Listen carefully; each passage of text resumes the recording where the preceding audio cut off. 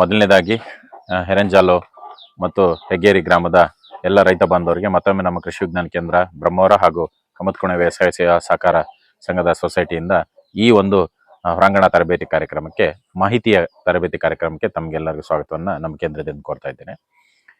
ಸಾಧಾರಣವಾಗಿ ನಮ್ಮ ಒಂದು ಕರಾವಳಿ ಪ್ರದೇಶದಲ್ಲಿ ಮುಂಗಾರಿನಲ್ಲಿ ಭತ್ತದ ಬೆಳೆ ನಂತರ ಹಿಂಗಾರು ಪ್ರದೇಶಗಳಲ್ಲಿ ಮಜಲು ಆಗಿರ್ಬೋದು, ತಗ್ಗು ಪ್ರದೇಶ ಆಗಿರ್ಬೋದು, ಬೆಟ್ಟು ಪ್ರದೇಶಗಳಲ್ಲಿ ಬೇರೆ ಬೇರೆ ವೈವಿಧ್ಯತೆ ಇರತಕ್ಕಂಥ ಬೆಳೆಗಳನ್ನ ನಾವು ಬೆಳೀತಾ ಇದ್ದೇವೆ. ಸೊ ಅದರಲ್ಲಿ ನಾವು ಮುಂಗಾರಿನಲ್ಲಿ ಕಡ್ಡಾಯವಾಗಿ ಎಲ್ಲರೂ ನಾವು ಭತ್ತವನ್ನು ಬೆಳೆಯೋದ್ರಿಂದ, ಕಾರಣ ಅತಿ ಮಳೆ ಬೀಳೋ ಪ್ರದೇಶ ನಮ್ಮಲ್ಲಿ ಆಗಿರೋದ್ರಿಂದ ಮುಂಗಾರಿನಲ್ಲಿ ಭತ್ತದ ನಂತರ ಬೇರೆ ಬೇರೆ ಈಗ ನಮಗೆ ಬೆಟ್ಟು ಪ್ರದೇಶಗಳಲ್ಲಿ ತರಕಾರಿಗಳನ್ನು ಬೆಳೀತಕ್ಕಂಥದ್ದು, ಮಜಲು ಪ್ರದೇಶದಲ್ಲಿ ತರಕಾರಿಗಳನ್ನು ಬೆಳೆಯುವಂಥದ್ದು, ಉದ್ದು ಬೆಳೀತಕ್ಕಂಥದ್ದು, ಅದೇ ರೀತಿ ನಮಗೆ ಹೆಸರು ಬೆಳೀತಕ್ಕಂಥದ್ದು, ಔಡೆ ಬೆಳೀತಕ್ಕಂಥದ್ದು, ಅದೇ ರೀತಿ ತಗ್ಗು ಪ್ರದೇಶದಲ್ಲಿನೂ ಕೂಡ ನಮಗೆ ಕಲ್ಲಂಗಡಿ ಬೆಳೀತಕ್ಕಂಥದ್ದು, ಶೇಂಗಾ ಬೆಳೀತಕ್ಕಂಥದ್ದು, ಎಳ್ಳು ಬೆಳೀತಕ್ಕಂಥದ್ದು, ಈ ರೀತಿಯಾದ ಬೆಳೆಗಳ ಪರಿವರ್ತನೆ ಮತ್ತು ಬೆಳೆಗಳ ಒಂದು ವಿವಿಧ ಪರಿಚಯಗಳನ್ನ ನಮ್ಮ ಕರಾವಳಿ ಭಾಗದಲ್ಲಿ ಬೆಳೀತಾ ಬಂದಿರತಕ್ಕಂಥದ್ದು. ಅದರಲ್ಲಿ ಪ್ರಮುಖವಾಗಿ ನಾವು ನೋಡೋದಾದ್ರೆ, ಈಗ ಭತ್ತ ನಮ್ಮ ಇಡೀ ಜಿಲ್ಲೆಯಲ್ಲಿ ಕರಾವಳಿಯಲ್ಲಿ ಸರಿಸುಮಾರು ಒಂದು 40,000 ಹೆಕ್ಟರ್ನಷ್ಟು ಬೆಳೆದ್ರೆ, ಸೊ ಅದರಲ್ಲಿ ನಮ್ಮ ಎರಡನೇ ಬೆಳೆಯಾಗಿ ನಾವು ಬೆಳೀತಕ್ಕಂಥ ಈ ಒಂದು ಶೇಂಗಾದ ಒಂದು ಬೆಳೆ ಸರಿಸುಮಾರು ಒಂದು 3,500ದಿಂದ 4,000 ಹೆಕ್ಟರ್ ಅಷ್ಟು ಬೆಳೀತಾ ಇತ್ತು. ಕಾಲಕ್ರಮೇಣವಾಗಿ ಬೆಳೆಗಳಿಗೆ ಮಾರುಕಟ್ಟೆಯಲ್ಲಿ ಸಂಬಂಧಪಟ್ಟಂತೆ ಇದಕ್ಕಿಂತ ಅತಿ ಹೆಚ್ಚು ಮಾರುಕಟ್ಟೆಯಲ್ಲಿ ಬೆಲೆ ಇರತಕ್ಕಂಥ ಕರಗುಂಜಕ್ಕೆ ಈಗ ಸುಮಾರು ಜನ ಪರಿವರ್ತನೆಗೊಂಡಿರ್ತಕ್ಕಂಥದ್ದು ಕಂಡು ಬಂದಿದೆ. ಸೊ ಈಗಾಗಲೇ ನಾವು ಎರೆಂಜಾಲ್ನಲ್ಲಿ ಕೂಡ ಇದೇ ರೀತಿ ಹೊಸ ತಳಿಗಳನ್ನ ಕಳೆದ ಸುಮಾರು ಒಂದು 5-6 ವರ್ಷಗಳಿಂದ ನಾವು ಪರಿಚಯನ ಮಾಡ್ಕೊಟ್ಟಿದ್ವಿ. ಯಾಕಂದ್ರೆ ಕಾಲಕ್ಕೆ ತಕ್ಕಂತೆ, ವಾತಾವರಣಕ್ಕೆ ಬದಲಾವಣೆಗೆ ತಕ್ಕಂತೆ ತಳಿಗಳ ಅವಶ್ಯಕತೆ ಇದೆ. ಸೊ ಏನಕ್ಕಂದ್ರೆ ಈಗ ನಮಗೆ ನಿರಂತರವಾಗಿ ಬೀಳ್ತಕ್ಕಂಥ ಮಳೆಗಳನ್ನ ತೆಗೆದುಕೊಂಡು ಮತ್ತೆ ಮಳೆಯ ಈಗ ಸಾಧಾರಣವಾಗಿ ಅತಿ ಹೆಚ್ಚು ಈ ವರ್ಷ ನಮಗೆ ಇಡೀ ಕಳೆದ 27-28 ವರ್ಷದಿಂದ ಈ ವರ್ಷ ಬಿದ್ದಂತ ಮಳೆ ನಮ್ಗೆ ಯಾವ ವರ್ಷನೂ ಬಿದ್ದಿಲ್ಲ.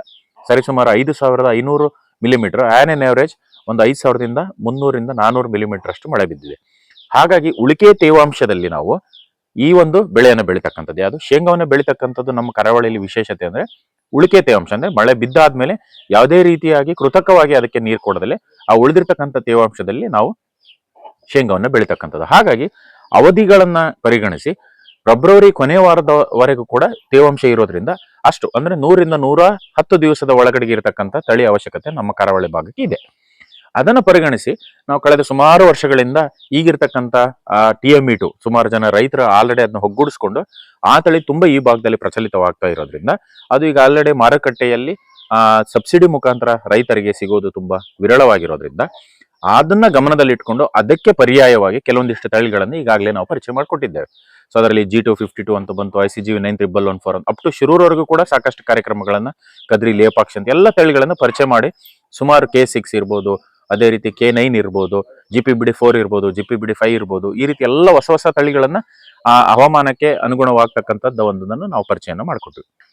ಈಗ ನಮಗೇನಂದ್ರೆ ಈ ಹಿಂಗಾರಿನಲ್ಲಿ ನಮಗೆ ತೇವಾಂಶ ಹೆಚ್ಚಾಗ್ತಾ ಇರೋದ್ರಿಂದ ಫೆಬ್ರವರಿಯಲ್ಲಿ ನಮಗೆ ತೇವಾಂಶಗಳ ಕೊರತೆಗಳ ಸಾಧ್ಯತೆಗಳು ಹೆಚ್ಚು ಕಾಣೋದ್ರಿಂದ ಕೊನೆ ಹಂತದಲ್ಲಿ ನಮಗೆ ಬರ ಸಹಿಷ್ಣುವನ್ನು ತಡ್ಕೊಳ್ತಾರೆ. ಅಂದ್ರೆ ಆ ಒಂದು ನೀರಿನ ಸಹಿಷ್ಣುವನ್ನು ತಡ್ಕೊಳ್ತಕ್ಕಂಥ ಶಕ್ತಿ ಅಂದ್ರೆ ನಮಗೇನಂದ್ರೆ ಆ ಸಂದರ್ಭದಲ್ಲಿ ತೇವಾಂಶದ ಕೊರತೆ ಆದ್ರೂ ಕೂಡ ಬೆಳವಣಿಗೆಗೆ ಯಾವುದೇ ರೀತಿಯಾಗಿ ಕುಂಠಿತ ಆಗ್ಬಾರ್ದು ಅನ್ನೋ ಉದ್ದೇಶದಿಂದ ಆ ತಳಿಗಳನ್ನು ನೋಡ್ಕೊಂಡು ನಾವು ಆಯ್ಕೆ ಮಾಡ್ಕೊಂಡಾಗ ನಮಗೆ DS2506 ಅಂದ್ರೆ ಧಾರವಾಡ 256 ಅಂತ ತಳಿಯನ್ನ ಧಾರವಾಡ ಕೃಷಿ ವಿಶ್ವವಿದ್ಯಾನಿಲಯದಿಂದ 2021ರಲ್ಲಿ ಬಿಡುಗಡೆ ಮಾಡಿರ್ತಕ್ಕಂಥದ್ದು. 2021 ಕಳೆದ ಒಂದು 3ರಿಂದ 4 ವರ್ಷದಲ್ಲಿ ಬಿಡುಗಡೆ ಮಾಡಿರ್ತಕ್ಕಂಥದ್ದು. ಈ ಭಾಗಕ್ಕೆ ಹೊಸದಲ್ಲ. ಕಳೆದ ವರ್ಷ ನಾವು ನಮ್ಮ ಜಿಲ್ಲೆಯಲ್ಲಿ ನೋಡೋದಾದ್ರೆ 2 ಹೋಬಳಿಗಳಲ್ಲಿ ಅತಿ ಹೆಚ್ಚು ಬೆಳೀತಕ್ಕಂಥ, ಒಂದು ನಮ್ಮ ಬೈಂದೂರು ಹೋಬಳಿ, ಇನ್ನೊಂದು ನಮ್ಮ ಕೋಟಾ ಹೋಬಳಿಯಲ್ಲಿ ಅತಿ ಹೆಚ್ಚು ಶೇಂಗಾವನ್ನು ಬೆಳೀತಕ್ಕಂಥದ್ದು. ಅದರಲ್ಲೂ ಕೂಡ ಈ ಒಂದು ಕಂಬದಕೋಣೆ ಭಾಗದ ವಿಸ್ತೀರ್ಣದಲ್ಲಿ ಶೇಂಗಾವನ್ನ ಅತಿ ಹೆಚ್ಚಾಗಿ ಬೆಳೀತಕ್ಕಂಥ ರೈತರುಗಳು ಸುಮಾರು ಜನ ಇದ್ದಾರೆ. ಅರವಳೆ ಇರ್ಬೋದು, ನಾವುಂದ ಇರ್ಬೋದು, ಅಥವಾ ನಮ್ಮ ಹೆರಂಜಾಲಿ ಇರ್ಬೋದು, ಈ ಕಡೆ ಅಪ್ ಟು ಶಿರೂರ್ವರೆಗೂ ಕೂಡ ಕೆಲವೊಂದಿಷ್ಟು ಗ್ರಾಮಗಳಲ್ಲಿ ಸುಮಾರು ಈ ಒಂದು ಶೇಂಗಾ ಬೆಳೆಯನ್ನ ಬೆಳೀತಾ ಇರತಕ್ಕಂಥದ್ದು ಲಾಭದಾಯಕವಾಗಿ. ಅದನ್ನ ನೋಡ್ಕೊಂಡು ಈಗ ಇರ್ತಕ್ಕಂಥ ಹೊಸ ತಳಿಯನ್ನ ಈ ತೇವಾಂಶದ ಕೊರತೆ ಒಂದಾದ್ರೆ ಹವಾಮಾನ ವೈಪರೀತ್ಯ ಈಗ ಹೇಳಕ್ ಬರಲ್ಲ, ನಮ್ಗೆ ಸಡನ್ ಆಗಿ ಎನಿ ಟೈಮ್ ಅಲ್ಲಿ ಕೂಡ ಮಳೆ ಬರ್ತಕ್ಕಂಥದ್ದು ನಾವು ಕಂಡಾಗ ರೋಗಗಳು ಉಲ್ಬಣಗಳು ಕೂಡ ಜಾಸ್ತಿ ಆಗ್ತದೆ. ಅದರಲ್ಲಿ ಕೂಡ ಈ ಎಲೆ ಚುಕ್ಕೆ ರೋಗಗಳಿಗೆ ಎಲೆಗೆ ಬರ್ತಕ್ಕಂಥದ್ದು, ಅದರಲ್ಲಿ ಶೇಂಗಾದಲ್ಲಿ ಎಲೆಗೆ ಬರ್ತಕ್ಕಂಥ ರೋಗಗಳು ಅತಿ ಹೆಚ್ಚು. ಎಲೆ ಚುಕ್ಕೆ ಆಗಿರ್ಬೋದು, ಎಲೆ ಮುದುಡಿಕೆ ಆಗಿರ್ಬೋದು, ಅವನ್ನ ಗಮನದಲ್ಲಿ ಇಟ್ಕೊಂಡು ನಾವು ಅವೆರಡನ್ನೂ ತಡ್ಕೊಳ್ತಕ್ಕಂಥ ಶಕ್ತಿ ಇರತಕ್ಕಂಥ ಈ ಒಂದು ತಳಿಯನ್ನ ಯಾಕೆ ಈ ಭಾಗಕ್ಕೆ ಪರಿಚಯ ಮಾಡ್ಕೊಡ್ಬಾರ್ದು ಅಂದ್ರೆ, ಕಳೆದ ವರ್ಷ ನಾವು ಕೋಟಾ ಹೋಬಳಿಯಲ್ಲಿ ಕೋಟತಟ್ಟು ಪಡಿಕೆರೆ ಭಾಗದಲ್ಲಿ ಇದೇ ರೀತಿಯಾಗಿ ಯಾಕಂದ್ರೆ ಇದು ಹೊಸ ತಳಿ ಆಗಿರೋದ್ರಿಂದ ಬೀಜಗಳ ಲಭ್ಯತೆ ಇನ್ನು ಮಾರುಕಟ್ಟೆಯಲ್ಲಿ ಕಡಿಮೆ. ಸೊ ಅದನ್ನ ಗಮನದಲ್ಲಿ ಇಟ್ಕೊಂಡು ನಾವು ಆ ಬೀಜಗಳನ್ನ ಧಾರವಾಡ ವಿಶ್ವವಿದ್ಯಾಲಯದಿಂದ ಉತ್ಪಾದನೆ ಮಾಡಿರ್ತಕ್ಕಂಥ ಬೀಜಗಳನ್ನ ತರಿಸ್ಕೊಂಡು ನಿಮಗೆ ಪರಿಚಯ ಮಾಡಿಕೊಟ್ಟಾಗ ನೀವು ಅದನ್ನ ನೋಡ್ತೀರಾ. ಅಂದ್ರೆ ಅದನ್ನ ಒಂದು ನಿಮ್ಮ ಕ್ಷೇತ್ರದಲ್ಲಿ ಬೆಳೆದ, ಯಾಕಂದ್ರೆ ನಿಮ್ಮ ಕ್ಷೇತ್ರದಲ್ಲಿ ಬೆಳೆದಾಗ ಇದು ಯಾವ ರೀತಿ ಬರ್ತದೆ. ಇದರಲ್ಲಿ ಬೀಜ ಒಂದು ಬದಲಾವಣೆ ಬಿಟ್ಟರೆ ನೀವು ಮಾಡ್ತಕ್ಕಂಥ ಪದ್ಧತಿಯಲ್ಲಿ ಏನು ಬದಲಾವಣೆ ಇಲ್ಲ. ಬಿತ್ತನೆ ಮಾಡೋದಾಗಿರ್ಬೋದು, ಗೊಬ್ಬರ ಕೊಡೋದಾಗಿರ್ಬೋದು, ಇದ್ರಲ್ಲಿ ಯಾವುದು ಬದಲಾವಣೆಗಳಿಲ್ಲ. ಸೊ ನೀವೇನ್ ಬೇಸಾಯ ಕ್ರಮಗಳನ್ನು ಮಾಡ್ತಿದ್ರೆ ಅದ್ರಲ್ಲಿ ತಳಿ ಒಂದು ಮಾತ್ರ ಬದಲಾವಣೆ. ಸೊ ಹಾಗಾಗಿ ಕಳೆದ ವರ್ಷ ನಾವು ಕೋಟತಟ್ಟು ಪಡಿಕೆರೆಯಲ್ಲಿ ಮಾಡಿದಾಗ ತುಂಬಾ ಚೆನ್ನಾಗಿ ರೆಸ್ಪಾನ್ಸ್ ಬಂತು. ಸೊ ಹಾಗಾಗಿ ಅಲ್ಲಿನ ರೈತರುಗಳು ಕೂಡ ಅವರೇ ಅದನ್ನ ಬೀಜ ಇಟ್ಕೊಂಡು ಕೂಡ ಮುಂದುವರಿಸಿರ್ತಕ್ಕಂಥದ್ದು ಇದೆ. ಸೊ ಈಗ ನಾವು ನಿಮಗೆ ಇದರಲ್ಲಿ ಒಂದು 7 ಜನಕ್ಕೆ ಬೇಕಾಗಿರ್ತಕ್ಕಂಥ 20 ಕೆಜಿ ಸಿಪ್ಪೆ ಬೀಜಗಳನ್ನ ಕೊಡ್ತಾ ಇದ್ದೇವೆ. ನೀವು ಸಿಪ್ಪೆ ಮಾಡಿಕೊಂಡು ನೀವು ಬೆಳೀತಕ್ಕಂಥ ಪಕ್ಕದ ತಳಿ ಈಗ ಇರ್ತಕ್ಕಂಥ ರೈತರು ಅದ್ರ ಪಕ್ಕಕ್ಕೆ ಇದನ್ನ ಸ್ವಲ್ಪ ಹಾಕೊಳ್ಳೋದು. ಯಾಕಂದ್ರೆ ಹೊಸದಾಗಿ ಪರಿಚಯ ಮಾಡಿದಾಗ ಸುಮಾರು ನಾವು ಜಾಸ್ತಿನ ಯಾಕೆ ಇಂಟ್ರೊಡ್ಯೂಸ್ ಮಾಡಲ್ಲ ಅಂದ್ರೆ ಅಕಸ್ಮಾತ್ ಆಗಿ ಈ ಭಾಗಕ್ಕೆ ಆ ತಳಿ ಬರಲಿಲ್ಲ ಅಂದ್ರೆ ರೈತರಿಗೆ ಅದರಿಂದ ತೊಂದರೆ ಆಗ್ಬಾರ್ದು ಅನ್ನೋ ಒಂದು ಉದ್ದೇಶ ಅಷ್ಟೇ.